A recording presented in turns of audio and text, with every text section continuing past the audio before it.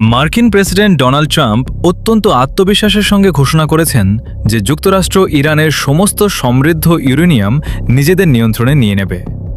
White হাউসের east রুমে একটি অনুষ্ঠান শেষে সাংবাদিকদের প্রশ্নের জবাবে তিনি এই মন্তব্য করেন।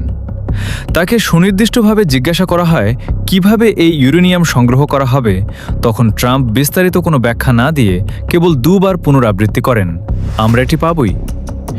এর আগে ওভাল অফিসে সাংবাদিকদের মুখোমুখি হয়ে ট্রাম্প জানিয়েছিলেন, গত ২৪ ঘণ্টায় তেহরানের সঙ্গে খুবই ভালো আলোচনা হয়েছে এবং এর ফলে যুদ্ধ বন্ধে একটি বড় সমঝোতা হওয়া এখন খুবই সম্ভব। বরাবরের মতো ইরান কতটা মরিয়া হয়ে চুক্তি করতে চাইছে এবং মার্কিন হামলায় তেহরানের সামরিক সক্ষমতা কতটা ধ্বংস হয়েছে সেই বিষয়টিও তিনি পুনরায় উল্লেখ করেন। ট্রাম্পের মতে ইরান এই মুহূর্তে মার্কিন প্রস্তাবগুলো গুরুত্বের সঙ্গে বিবেচনা করছে। তিনি সতর্কবার্তার সুরে বলেন, আমরা দেখব তারা চুক্তিতে সম্মত হয় কিনা। যদি তারা এখন রাজি না হয় তবে খুব শীঘ্রই তারা রাজি হতে বাধ্য হবে, এটাই বাস্তবতা। ইরানের পরমাণু কর্মসূচি পুরোপুরি বন্ধ করা এবং তাদের মজুতকৃত পরমাণু জ্বালানি সরিয়ে নেওয়ার বিষয়টি এখন ট্রাম্প প্রশাসনের প্রধান লক্ষ্য হয়ে দাঁড়িয়েছে।